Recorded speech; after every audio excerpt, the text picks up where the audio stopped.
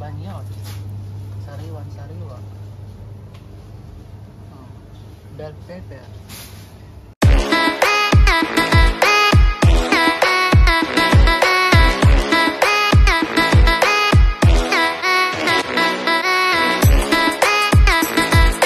Good morning mga guys.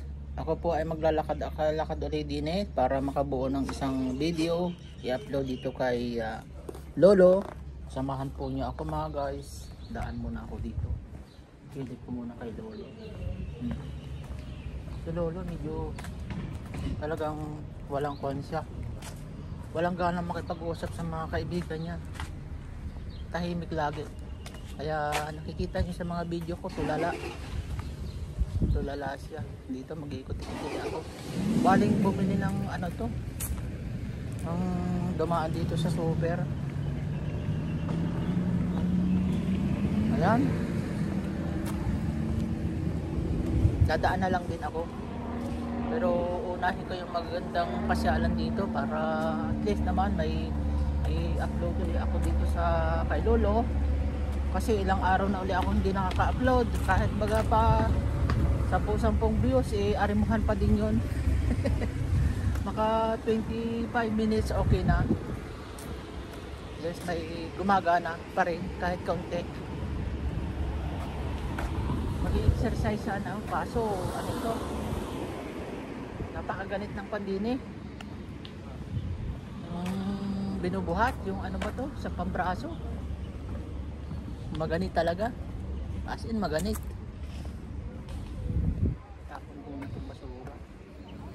Yan. So daan ako dito sa super para at least naman makaikot-ikot. Daan ko kayo dito mga guys sa super. Pagdaan ito. Yan. Ikot lang tayo. Ikot lang. Papakita ko sa inyo ang super dito ng mga bilihan.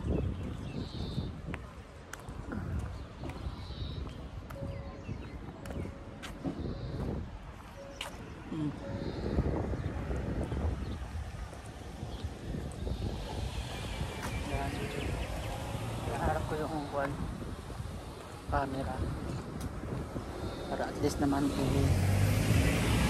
maikuan ko sa mga pandini, mga paninda. Maganda mga ako pandini malaki pati.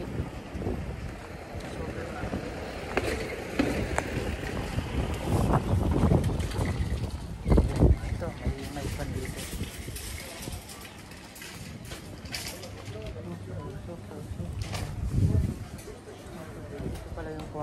Ayan, kita iharap yung nasaan na ba yun? Doon.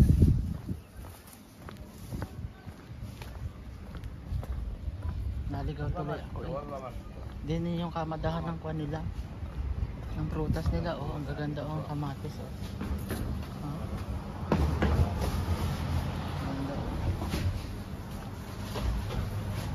Ayan, dito sa loob yun mo.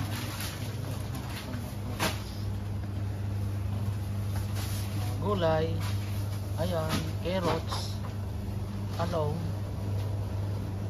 clementina, ganda clementina, takuan pa, lemon, yan lemon, natural lang ang lemon dito. Then watermelon, ganda, tapos kamatis, agbanyot, sariwa, bell pepper. Ayan ganda ng kulay, bell pepper siya. Tapos yung cauliflower, banana, saging apple, maganda apple, masarap. Then ito ang pinakang the best dito, sarap Ayan ano baga ang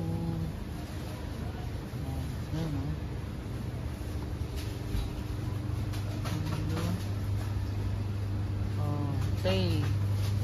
Sabay yung chamomile tea dito. Chamomile tea Jacobs. Ayun may Jacobs. Ang chamomile tea Maganda yung chamomile tea kasi pag iinom ka nun nakakaantok, parang nakakuan siya. Ito oh, parang ito diba, so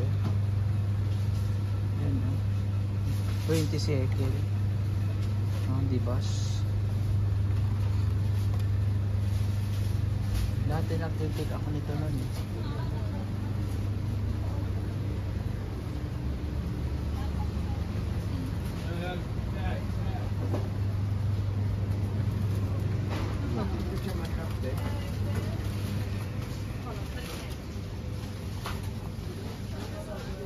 Yan. Oh, mga chocolate. Chocolate. Mga chocolate brownies, chocolate brownies.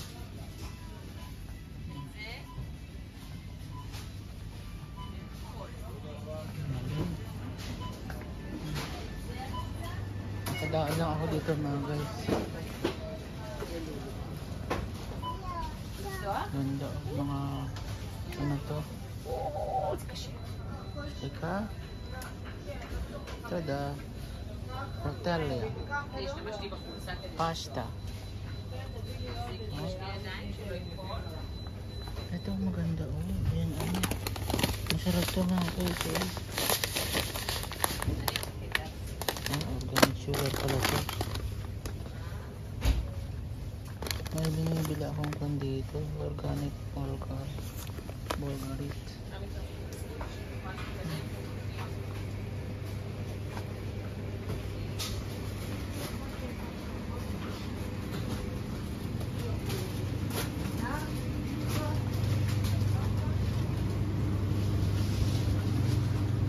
Ayan oh, gusto nyo ng isda. Diba?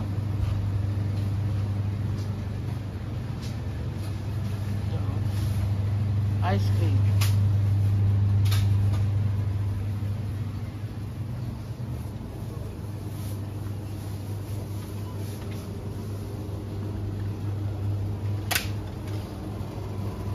Then the potatoes. Ito oh, yung paborito ni Lolo. Potatoes yan. Tapos mushroom. Mushroom.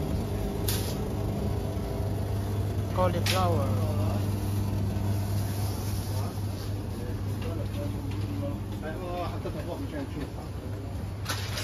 Tapos na ako mga guys.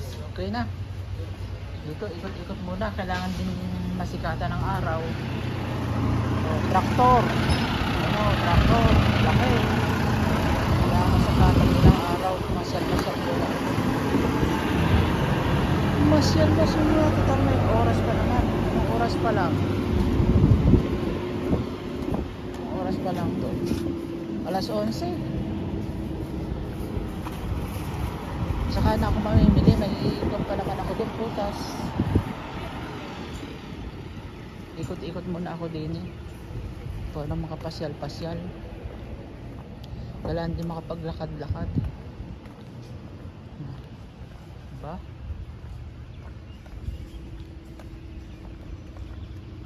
Makapaglakad-lakad para may energy. Alam, makakuha tayo ng energy sa sunlight.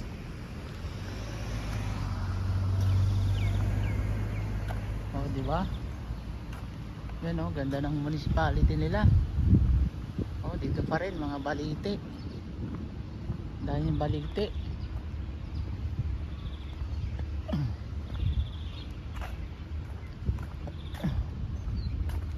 Doon ako sa dulo maglalakad, tas doon ako iikot para at least magandang view ang makakuha ko. Dito kasi magandang view.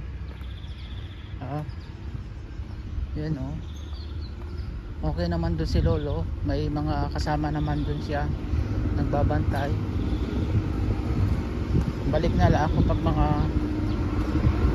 20 minutes ng bago kami umalis.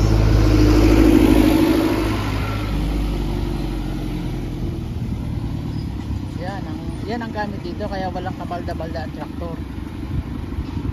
Mga panghakot lang ng mga dayami. sa mga farm siguro. May mga alaga din silang mga manok, kabayo. Karamihan dito kabayo ang alaga eh. Baboy wala akong nakon ditong piggery. Karamihan ditong nag-aalaga eh, kabayo. Yan, kabayo talaga. Baka, rancho. Ito pala gana mga bata. Ayan o.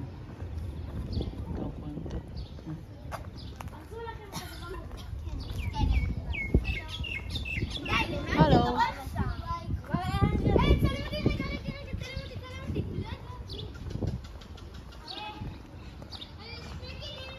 Yes.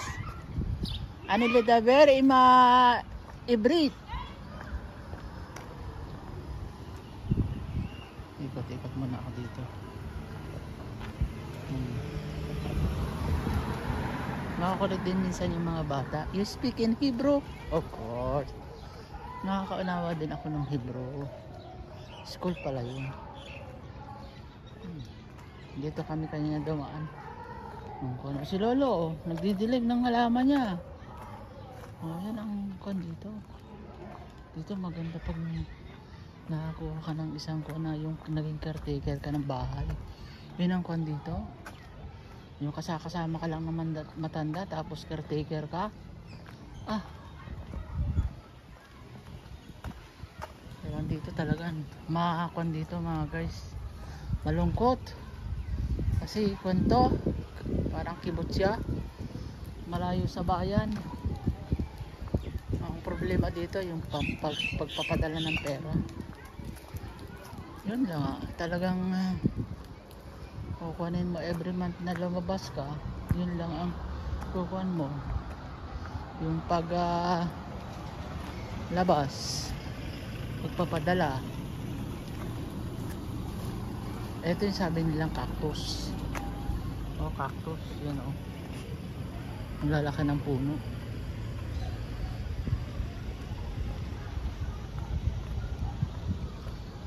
Sa atin ganito yan o.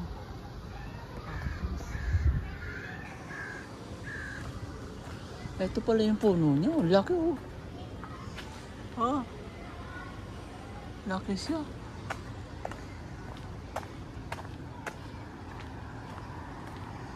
Cactus. Ito. Eskwelahan to ng mga bata. Yan oh. Tayo mga bata. Sa walang sikat ng araw. Pag lagi ka nakakulong sa bahay, wala. Para kang lantutay, wala kang energy. Pag lagi nakatutok sa cellphone, Facebook, nako. Libog ang ulo. Mas maganda din yung nakakatutok ka na may ginagawa. At least may pag-asa.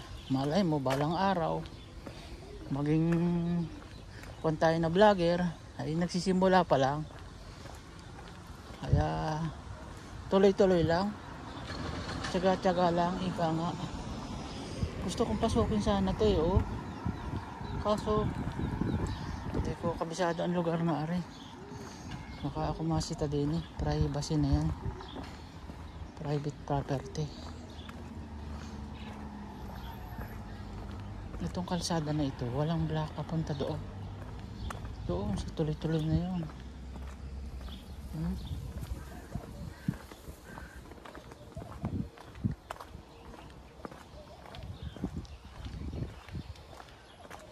May mangga may mangga siya yan mga guys mangga mangga maliliit pa lang.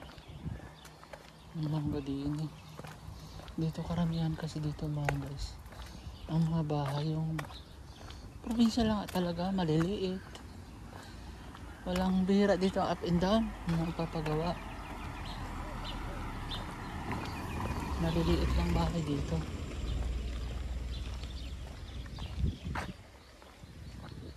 May likuan doon kaya lang malayo. Dito na ako liliko, baka nag-aalala din ako kahit may mga kasama doon si Lolo kailangan pa rin ako doon kasi ako nakakabisado sa kanya tatawagin ako nung kuwan, baka tumawag sa anak, patay ako. Walang nandun lagi ako. Mag-ikot-ikot man ako, saglit lang, mga 10 minutes lang mawawala. Kailangan makabalik agad ako para at least naman naka-monitor kay lolo. Kaya nga dito ako para alalay niya. In case na may kailangan, ako ang tatawagin, hindi yung anak. Mahirap yung anak ang tatawagin na wala dito yung tagabantay, tagaalaga ng iyong tatay. Ay, patay na tayo nun. Tawagin mo. Ibang mahirap na yun. Kaya kailangan nandun lagi ako at nakikita nila.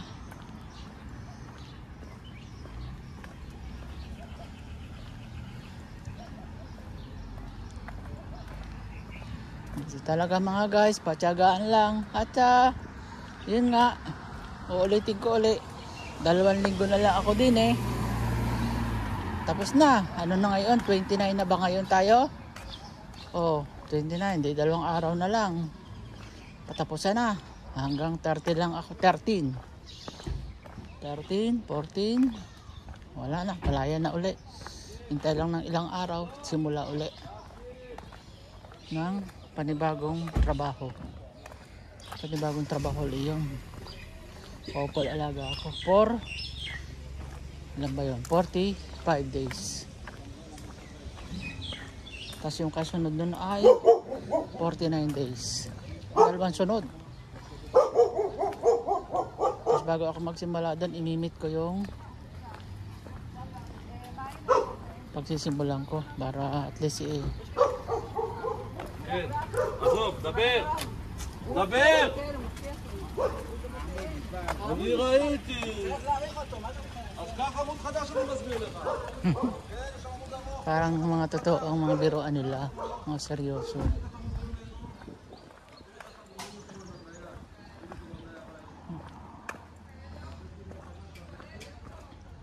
Shanika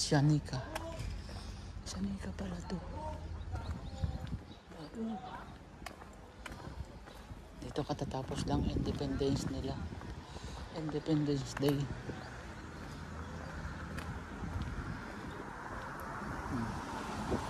Yun nandito ulit ako sa Lolo.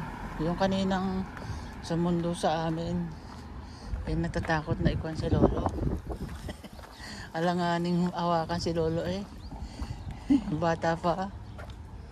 Drive, kung may lisensya lang ako dito, ako na lang nagdala ng ni Lolo sasakyan para at least naman dito na lang ako. Upo muna ako ng ilang minuto para at least makadagdag sa haba ng aking video. Yan ang paligid dito mga guys. Yan. Tapos yun ang pinanggalingan ko. Yun yung lugar na yan. Tipan ko lang, i-flex ko lang mga guys talaga ang buhay dito. Minsan kasi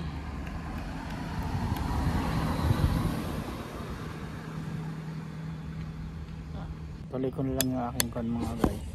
Kahit mga kon lang. Ang buhay dito kasi mga guys talaga patyagaan. Pag wala kang tiyaga dito ay bye bye, uwi ka sa Pinas. Kailangan maayos kang makipatungo sa matanda, marunong kang makibagay, yung bang sasang-ayunan mo yung kanyang kagustuhan, pero kailangan din na may ano ba to, anong tawag nito, may kontra ka din sa kanya na yung mali niyang gagawin ay huwag mong susundin. Mahirap naman yung laging sunod-sunuran ka sa kanya na kahit mali susundin mo yung kanyang gusto. Mayroong ganun matanda kahit mali na yung kanyang gusto ay ipapagawa pa rin sa iyo. Yun ang ayaw na ayaw ko. Sinusunod ko siya pero sa tama, wag yung mali. Kaya talagang yun ang masasabi ko sa inyo sa mga nagbabalak na mag-abroad. Kailangang habaan natin ang pasensya sa matanda, lalo na kung caregiver ang papasukin mo. O kaya yun kasama sa bahay. Kahit naman sa factory, ganun din pakikisama din yung kailangan natin. May mga pakikisamahan tayo, mga katrabaho natin. Dito lang ang pakisamahan mamatanda at saka mga anak. Yun lang ang kuwan dito kasi lola. Mahirap naman yung laging sunod-sunuran ka sa permero. Siguro pag wala kang alam na salita, yung hindi mo na sila naunawaan, yun, talagang susundin mo sila. Pero yung unawa mo na mali ang ipapagawa sa iyo, ay lang may pagtututol ka rin. Yung tama lang ba na hindi mo pupersahin, papaliwanagan mo siya kung mali ba ito, ganyan. Kasi minsan ang matanda, kahit mali na siya, papagawa pa sa iyo. Tulad nung hindi siya maligo, mga ilang araw na hindi pa siya maliligo, ay papaliwanagan mo siya na mali yan. Mali talaga yan lolo, kasi nga may epekto din sa iyo hindi papaligo. Mangangati ka, magkakamot ka, pero pag nakaligo ka, ipapaliwanag mo na maganda ang pakiramdam mo, may hero kang energy. Yun lang mga guys, magandang paliwanag lang. Talagang karamitan namin pinagtatalo ni lolo yung hindi siya paliligo. Tulad kahapon, nagpaliguan ko siya, pero ayaw niya, kinausap ko muna siya. Diba talaga, walang maligo ka talaga lolo, kasi tatlong araw mo nang hindi naliligo. Ayan, panay ang kamot mo, panay ang kuwan mo, hindi ka makatulog. Ngayon pag after na makapaligo ka, ang ganda ng pakiramdam mo lolo. Ayun, sumunod naman siya. Napasunod ko rin siya. Naliguan ko nang hindi, walang pamimersiyan mga guys, kusa din niya. Basta ang matanda, paliwanagan mo lang ng maayos at nagkakaunawaan kayo, susunod naman siya. Kailan talaga, ang gusto niya talaga yung madali ang paliligo. Ayaw niya yung napakatipid ba siya sa tubig. Kung maari nga, sabi niya, wag mong buksan yung tubig, maliligo ako, walang tubig. Ay, sabi ko, hindi naman pwede yun. Magsashower ka na walang tubig. Natatawa na lang ako. Yan mga guys, ulitin ko talaga, nandito pa rin ako, nagtsatsaga-tsaga, at kailangan magtyaga pa rin para sa ikaunlad ng pamumuhay. Alam naman nyo, ang daming obligasyon sa buhay. At hanggang dito na lamang mga guys. Maraming salamat sa manonood at manonood pa. Paki-subscribe ng aking YouTube channel. At huwag niyong kalimutan mag-comment. Maraming salamat.